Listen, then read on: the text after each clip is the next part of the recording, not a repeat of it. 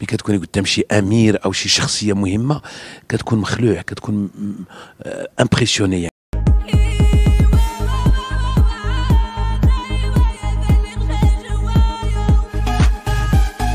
ولكن كنشوف فيه تنشوفوا حتى المطلقين متواضعين وضاحكين وكلنا نقول ماني انا مخلوع، ماني كاع سميتو. انا كنهضر معاهم كيف تيهضروا هما. اجي علاش اختاروه هو بالضبط باش يطيب لو برانس اري ومراتو؟